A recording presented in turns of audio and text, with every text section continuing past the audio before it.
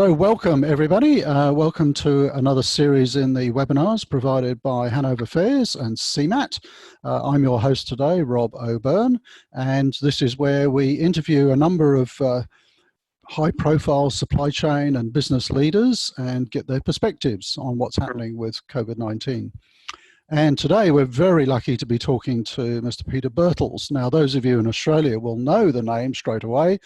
Peter Birtles had a long and illustrious career at the Superchip Retail Group, 18 years, I think, and the last 13 years or so as MD and CEO. And Peter's now moved on to a number of board roles across a whole range of retailers here in Australia. So we're very lucky to have you here with us today, Peter. Welcome, and thank you so much for giving us the time to share your thoughts on what's happening currently. My pleasure. Good to be here. So maybe let's just kick off with some thoughts on some of the major impacts on the retail industry with COVID-19. I mean, I think we're all well aware of the rush on toilet paper, but maybe we can dig a little bit deeper and get some insights there. What have been some of the major impacts?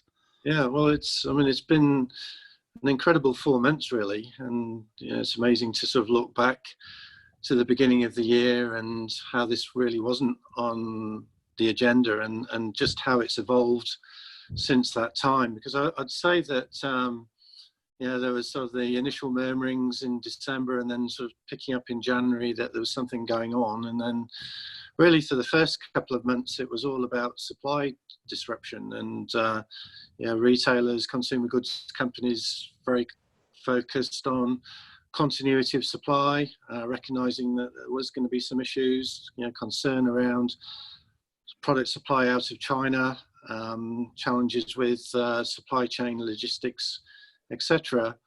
But I think generally there was a sense that it was an issue that businesses could manage very well. And I certainly recall around mid-February, which is typically when many public companies announced their half-year results. There was a lot of questions as to companies' preparedness to deal with COVID, and it was all around, are you confident that your supply will continue and all of that sort of stuff. And that was where the focus was. But then over the next couple of weeks, huge escalation, and all of a sudden, what was initially seen as this big supply problem became very much a demand problem. And huge demand disruption. But interestingly, I think whilst many businesses had quite robust plans in place for supply disruption, I'm not so sure that there was the same plans in place for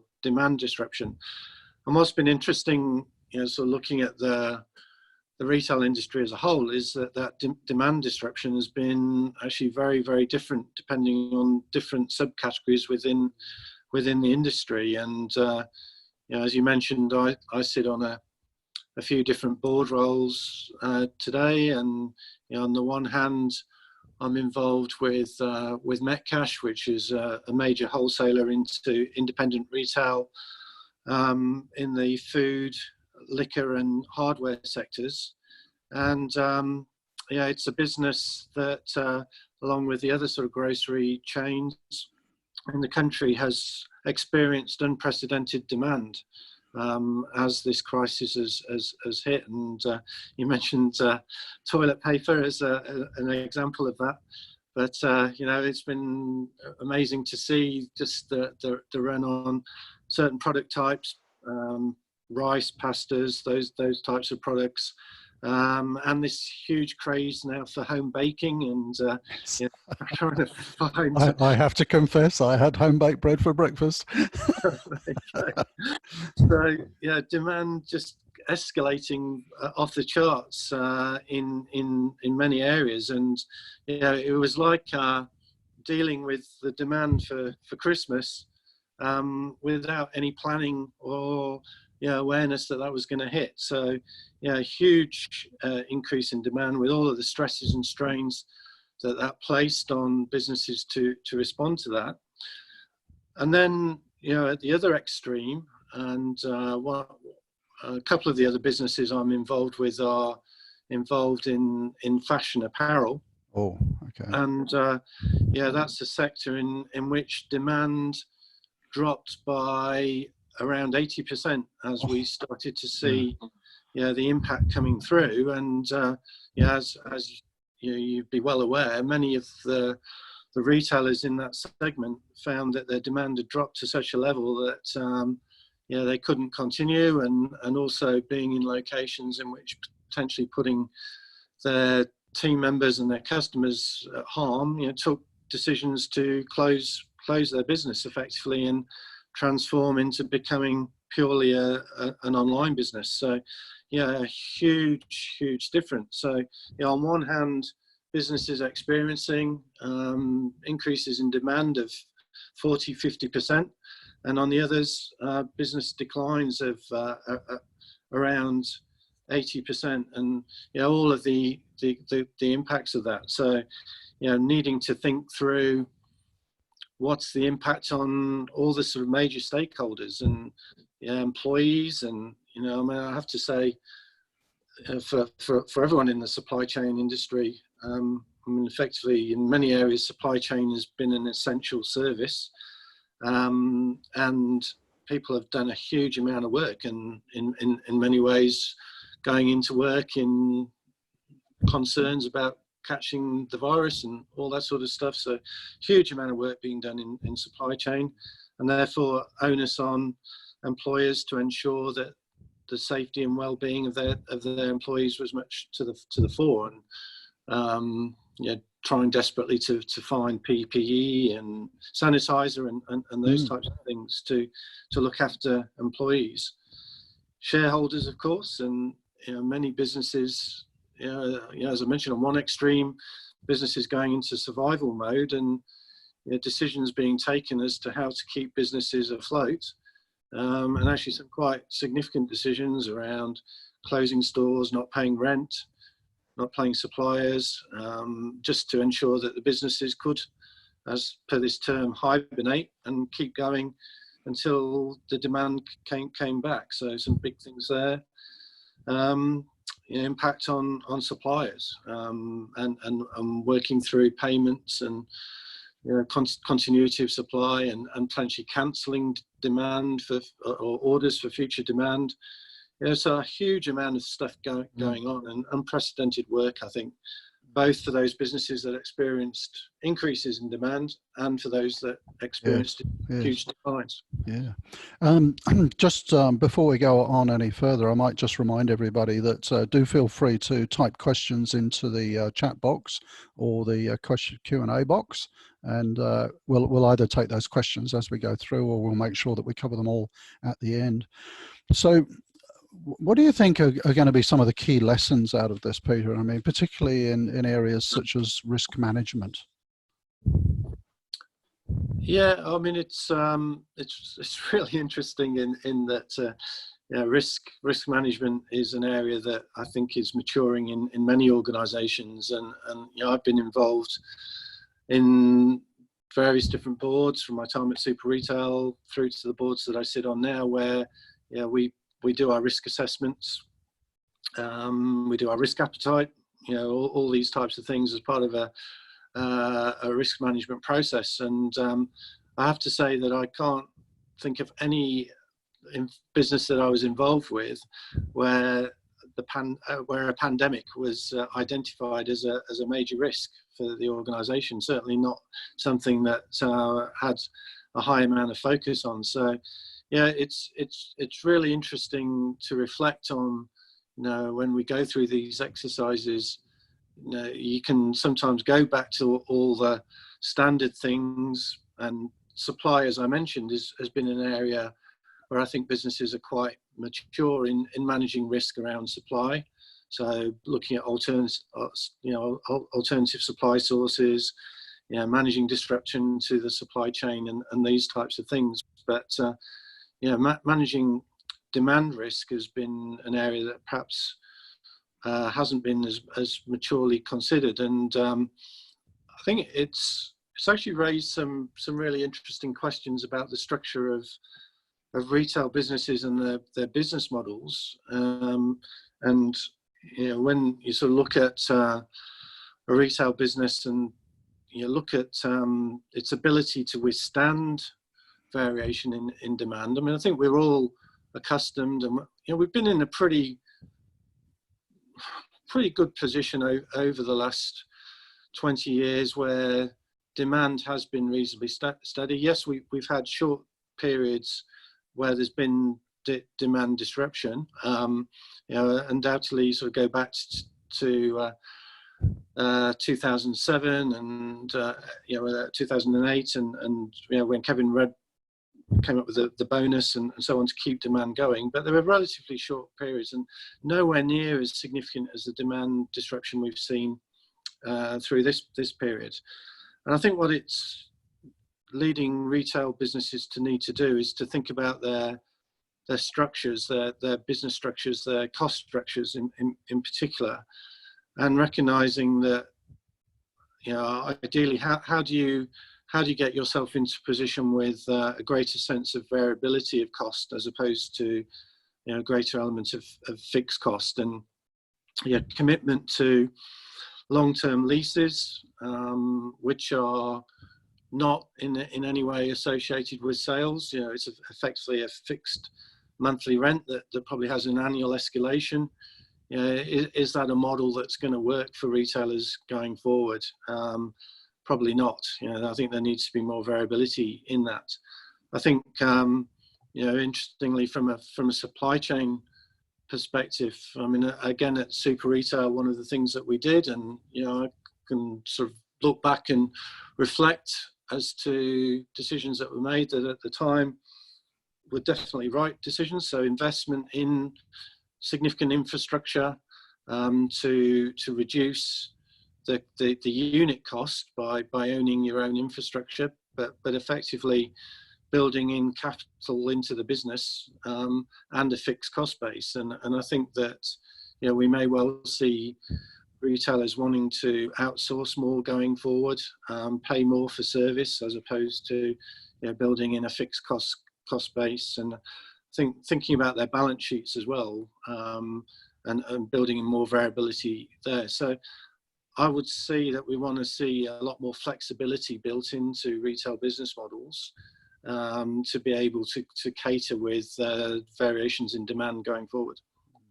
Yeah, I mean, it's interesting you talk about retail space rentals. I was talking to someone recently about office space, and they're expecting a significant downturn in demand there. You have to wonder to a certain degree what the future of our large shopping centres are going to be. I mean, a lot of the small retailers you would think are probably not going to be moving back in there. Well, I think one of the key trends that we were seeing already in place was this shift to online. There's been no question that online has been growing as a percentage of retail sales, but we may well look back at this crisis, and it may well be the tipping point for that huge escalation in online. I mean, I mentioned some of the experiences we've been having in the fashion apparel businesses I'm involved with, and what we've seen there, as I mentioned, we were experiencing an 80% drop off in demand through this crisis in terms of the physical stores, but we've been seeing probably a trebling of the digital online business, and as we work that through and think about that and think about the profitability and the cost structures and the flexibility that I mentioned, there's a lot of attraction about really growing and developing that digital business, and as you say, not necessarily looking to go forward with the same amount of physical presence as the business had prior to this. So yeah. I think we will see the role of stores evolve and change. And I mean, I'm a great believer in the importance of having a physical network of stores. I think it's important to be able to showcase your offer, to to provide the customers with a place that they can go and talk to your team and experience the retail offer. I think that's really important. But I'm not sure that the store as a place of fulfillment will be the same as it used to be. I mean, online, I think increasingly you can play that role as the fulfillment channel. And so stores maybe become as much a marketing investment as they do a it's very interesting you say that. And you may recall back in the UK a company called Argos. And that was very much a showroom concept where you went into the retail space and it's quite small. There was a few items on display that you could look at, and basically the fulfillment was from the warehouse at the back of the store. And that potentially, I guess, could be a new model going forward where we can compress the retail space. Yeah, and there's other examples. We certainly see in Europe and the US a more developed digital environment, and there's another great business in the UK called Screwfix, which services the hardware industry, and again, as you sort of suggest, predominantly a showroom and geared up locations to service trade customers in a very, very efficient way. So I think retailers are going to have to think very much about the role of stores and what that looks like going forward. And I do believe we will see a reduction in demand for physical retail space. I see we've got some questions coming in. We might take a couple of those. Adam, you're firing them in fast here. Let's take a couple of yours. Do you think Chinese companies will take over some of the non-Asian companies as they recover faster from COVID-19? Well, interesting. Coming in and buying up retailers here, perhaps. Yeah, look, it's a really interesting question. I mean, I think there's some broader questions beyond, say, the retail or consumer goods industry here as to how our communities, national communities, going to respond to this situation that we've seen. Are we going to see a bit more of a return to a bit more of a local focus? I mean, you think about the constraints that are being put upon us in terms of travel, and I think there will be some reflections as to where do we want to source our product from? Do we want to see a great amount of product being sourced locally? So I think there are some big questions that need to be thought through and considered. And are we going to be as open to inbound investment as perhaps we've been with the exposures that it presents? I don't know the answers to those questions, but I think they are important questions for us as a country and as a population to really think through. And I'm sure that other countries will be doing the same thing. So yeah, it's an interesting area. I'm sure. I mean, there's a lot of debate about sourcing at the moment, and China as a sourcing country is maybe not as popular as it was before with the public, but ultimately, perhaps at the end of the day, it'll come down to pricing. I'm sure we'd all love to buy local product, but are we willing to pay the premium? It'll be interesting to see. Yeah, I mean, I think that's exactly right. I think I've experienced over time in retail, where we've looked at putting a Australian-made sort of labelling. You look at the movement to more sustainable products, and potentially that product coming through at a higher cost. There is a consumer there for that. Definitely there is, but I'm not sure there's a mass consumer there for that at this point. Maybe not. We'll take another one from Adam. So I think we can guess that Adam works in retail. What volume should brick and mortar retail fashion buy for autumn winter? So, well, you said it's down 80%. Maybe that's the answer. Well, I think it's. It's interesting that for many of the fashion businesses, they had already placed their orders. That was already, and in some cases already on the water, coming through. So, I think that's an area that we have seen retailers trying to negotiate with their supply partners to potentially cancel some of those orders. And I mean, those discussions are certainly going on in the businesses I'm involved with, and aware of them elsewhere as well. And so there's some pretty tough conversations happening there. And I think retailers are actually, or fashion retailers are very much contemplating what they do for next summer as well, because those decisions are having to be made very soon. And I think we will see that for some retailers, they will be carrying forward inventory. There's a lot of inventory out there, I think, and so we may well see a bit of a scale back for certainly the next 12 months. There's a bit more of a technical question here from Graham. We've got our first poll results in. So have you been buying more local produce products during this pandemic than you would have before? 68% are. Yes, so we're flying the Aussie flag. Very good. This question from Graham, so a bit more of a sort of technical supply chain question. For automated DCs, do you see a role now for more automation and more flexibility in terms of equipment that's being used in DCs? I suppose what we might expect is a move towards more robots and a lot more flexible technology rather than pure automation, lots of conveyors and automatic picking systems and so on. I suppose there is an argument for much more flexible systems.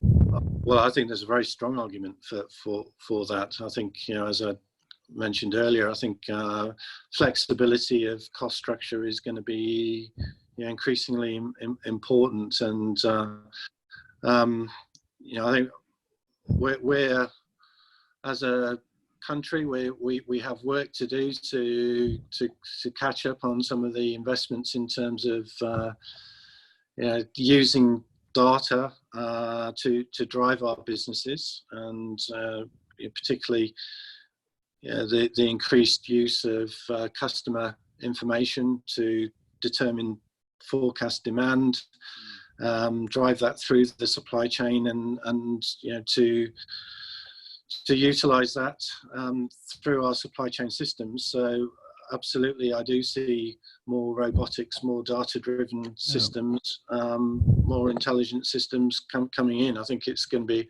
critical area. I think one area that I suppose I consider is is this an area in which, given the structure of the retail industry in this country, where we have 2 or 3 very large organizations, and then the industry scales back quite quickly from there, and so you've got many businesses sub, say, $10 billion in turnover, and so investment in major technology becomes quite expensive, and it may be that we need to look at a greater level of partnering and sharing of investment in technology across the industry, and we're all mindful that we're going to face competition from international operators who are quite advanced in this area. So it might be that retailers really need to look at coming together and recognizing that for them to be able to compete, they need high quality data-driven robotic systems, and therefore to share in that. And maybe that's an area, working with major logistics firms, that I think can be done more. I think, retail has been a very transactional industry, and everything's just kind of worked through in terms of the dollars and cents of today's transaction, but potentially we need to be a bit more strategic and be willing to work together and put some of that old competitive juices to one side a little bit. Maybe.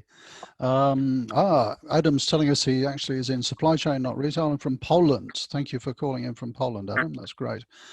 Question from Richard. We're getting quite a few questions here, so just a warning to Daniel, who is behind the scenes. We might run over a little bit. So a question here from Richard about shopping centres and how they're continuing to operate. Are we likely to need to see more flexible leasing costs, and what do they need to change really in order to drive more customers visiting the shopping centres?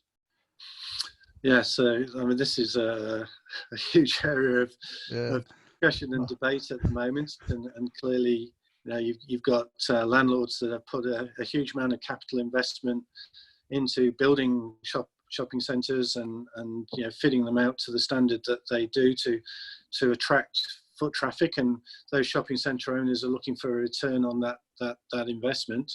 You know, it's a fixed capital investment, and so they want to ensure they get a return for their capital providers. And so, yeah, that for them, you know, moving to a more flexible model is probably problematic. And so it's always been an area of tension, and you know, this crisis has probably escalated that tension a little bit. But I think it has demonstrated that you know, we are going to need more flexibility in that model. And yes, you know, I do see that retailers will be increasingly demanding a turnover-based rental structure as opposed to more of a fixed rental. Okay, yeah, that's good. And a question from Cecile. Which areas do you see capex being increasingly funneled into or concentrated on in retail as a direct response to COVID-19, maybe over the next 3 to 5 years?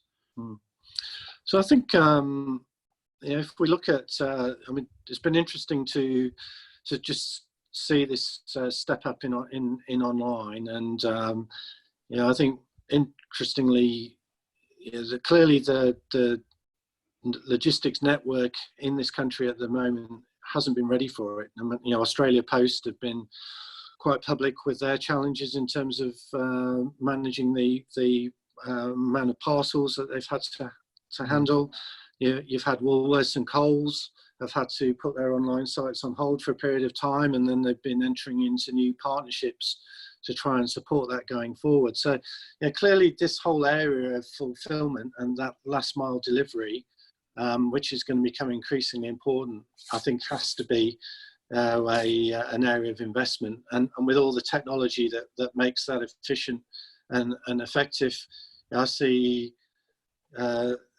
customer management systems, data analytics, you know, these areas as important, and you know, supporting online systems, order management systems, master data management, these types of areas as being really critical. Okay, we've got a few questions here around the role of traditional bricks and mortar retail space.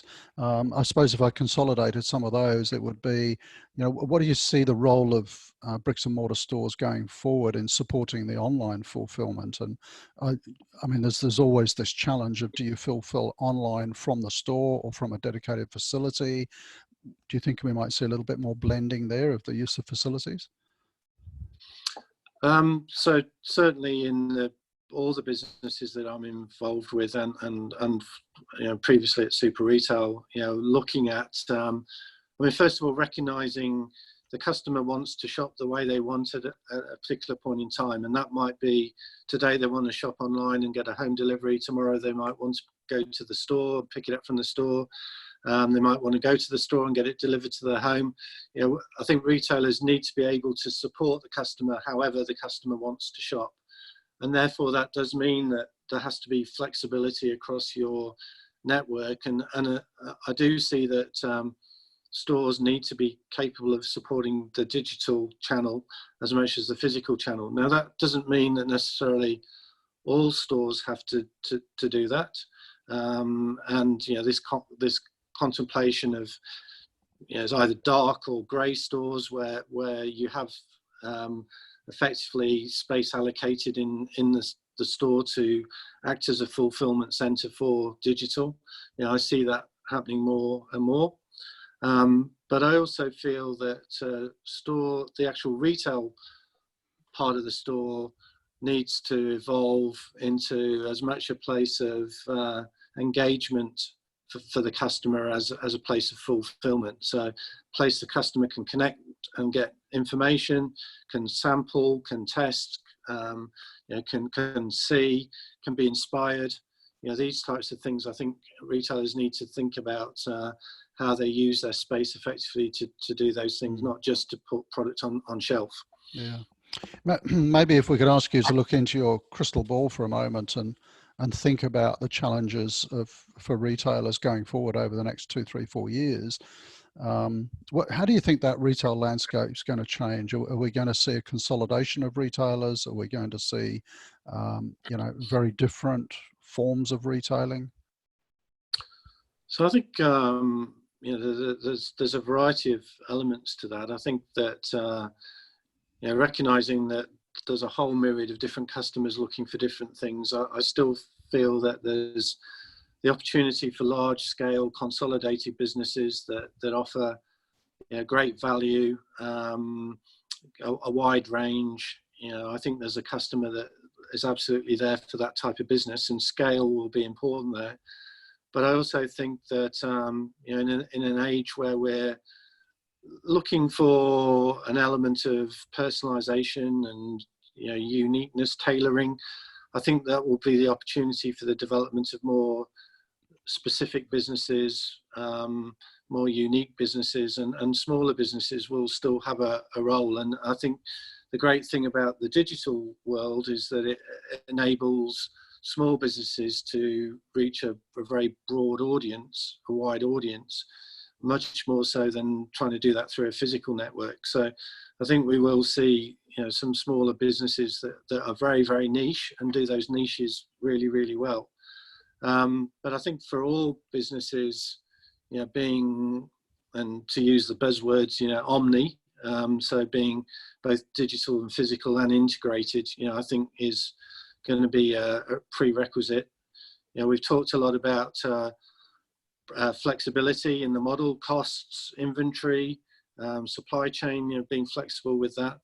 I mean, we haven't talked much today about sustainability, but I do think this virus will create a bit of a reflection in terms of sustainability. People will go back into what's caused this, and how it spread, and I think there will be a greater demand for sustainability. And then, as we've talked about, data-driven analytics, robotics, technology, increasingly playing a key part. So I think those are some of the key elements. Yeah. Interesting question here from Bruno. Do you think there's going to be a greater emphasis on supplier audits, particularly with a sort of greater shift to outsourcing? And I suppose we're coming back then in some of the other questions to, are we likely to see more onshoring? And if the consumers are demanding that, how do we cope with the costs of that? Yes. So I think, in terms of would we see more supplier audits, I think the expectations on businesses to be good corporate citizens is increasing, and as part of that, having the appropriate compliance processes in place to demonstrate that we're being good corporate citizens is going to be a requirement. So a part of that is supplier audits, and supplier audits both locally and offshore, I think, will be an important expectation there. So I do believe there'll be an increase. As we touched on before, do we see a bit of a return to demand for more locally sourced product? I think inherently there will be an expectation and a demand, but as we discussed earlier, can we do that at a price, a cost that the customer is willing to pay? And there is a whole other side of this whole horrible situation, which is there are going to be a lot of people who are going to do it tough for quite some time, and we're going to have to make sure that we can provide them with goods and services at appropriate cost structures. So managing that's going to be a challenge. And I think it's coming up in the questions as well that greater use of technology and automation and robotics and so on is going to lead to less jobs in the supply chain. So that's always a difficult challenge. And someone was asking, how do you balance that? Well, that's a tough one, isn't it, in any business? Well, it is. I mean, I think the positive way we've got to look at it is that, as we develop as a country and technology creates new opportunities, a whole range of new roles and new industries develop. And I mean, it's different, but you go back over time and look at the number of people that are involved in mining or those types of sectors, and we've been redeployed in time. So I think we've got to be positive and look to continue to grow and develop the economy, and with that we create opportunity. There's a very positive question here from Belinda. When do you think is the right time to start a business after COVID-19, especially in the online retail industry? I would have thought now. Everyone's buying online like crazy. What are your thoughts on that? Well, I think now's a great time to really reflect on what the world's going to look like going forward, and I think every business should be asking itself the question, is the business model that we've worked with in the last few years, is that going to be right going forward? Because I think as humans, the way we behave is going to change. We're not going to go back to exactly what it was like in January. We won't go back there. There'll be restrictions on us for a period of time, but I think this will be in our psyche and our perspective for a longer time period, and I think the way we work is going to change significantly. I mean, how many of us have been able to work from home and actually do our jobs reasonably well? What does that mean going forward? So I think thinking about the way we want to live, the way we want to shop, presents opportunities. So I would say, don't rush in, do the thinking, do the assessment, but really think about, this is going to create the opportunity for some different types of businesses to what we've seen historically. I mean, we've probably got time for maybe a couple more questions. Interesting follow on here from Cecile. Do you concur with the much researched and written about strategy of creating experiences in retail brick and mortar stores, which I think is what you're really talking about, moving really from that purely transactional experience to a more engaging and memorable one? But that probably requires investment. Does it lead to an increased basket size? How do you see that working? Well, absolutely, and it's something I've personally been talking about for quite a number of years. That's the way I think it needs to go for certain retailers. As I mentioned, I think the scale, cost-focused, price-focused retailers probably don't need to do that. But anyone who's trying to demonstrate authority, expertise in a category, absolutely does need to present that engaging experience offer. But I think, as we reflect on our business models, does a country of 25 million people need the volume of stores that it's had historically? Potentially we have fewer stores, and what that means is the investment that we make can be focused on a smaller number of stores, and you just offer a better experience in that smaller number of stores rather than spreading your investment over a larger number of stores, and you're looking to ensure that you're generating more revenue through the growth of your digital business. Do you think to a degree that our retail businesses and the supply chain businesses that support them have just become too complicated over the years? Is there an argument to say that we ought to rationalize range, we ought to make the whole thing simpler? Range proliferation has always been a nightmare for supply chain people. Is there an argument now to make it more streamlined and simpler? Look, I think there is, certainly in many businesses, I think that just through the nature of the roles within the business, the natural tendency to bring in the latest product and maybe not engineer out with appropriate disciplines older products, that sort of rule of one in, one out, which should be in place for retailers. I think what we've seen is that the excitement around a new product you know, as somebody doing my job, I'd much rather go out and get new products than try and deal with deranging an old product. So yeah, we inevitably see a proliferation of products over time, and I think we need to be more disciplined around that, because it can be confusing for the customer. I mean, present the customer with too much choice and they become overwhelmed. And I mean, I have seen over time in businesses I've been involved with where we've rationalized and presented a simpler proposition to the customer, and the customer's feedback walking into a store has been, oh wow, I never knew you had this range of product. Yes. You know, because you're presenting it in a much more coherent, well structured manner, as opposed to this thing that becomes overwhelming, and it's too much noise. So yes, I think it should be something we all aspire to, is a much more curated, tailored range. Okay. Well, I think we've got through most of the questions. If your specific question wasn't answered, I tried to consolidate a few.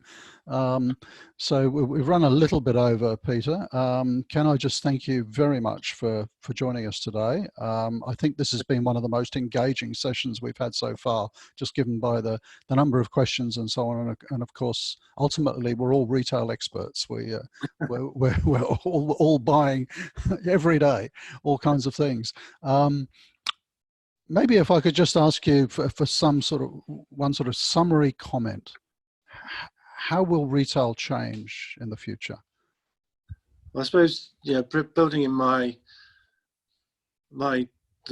link to supply chain, I think, you know, how do we become smarter using data and more flexible to respond to that, to the patterns that we see in the data. I think if we can build in that intelligence and flexibility, then we can be more effective. Okay, I think that's a great note to finish on. So Peter Birtles, local retail guru, if I can give you that title, and you know, outstanding career so far in retail, and many more years to go, I'm sure, in your multiple board roles. Thank you very much for spending time with us today. Just before we dash, I have to do a little bit of promotion, because we do have another session coming up. It's not next week. It's actually going to be on the 14th of May, so in a couple of weeks. And that's going to be with Laura Ciceri. And if you haven't heard of Laura Ciceri, she's very well known in the US in training and education, and very much an influencer in supply chain, based in Philadelphia. So that'll be a great session. But this one's going to be a hard one to beat. So Peter, thank you again very much for joining us. And thank you all for watching and all of those great questions. And if we didn't get to every single one of them, I'm sorry. Thank you all. Yeah, thank you. Bye-bye.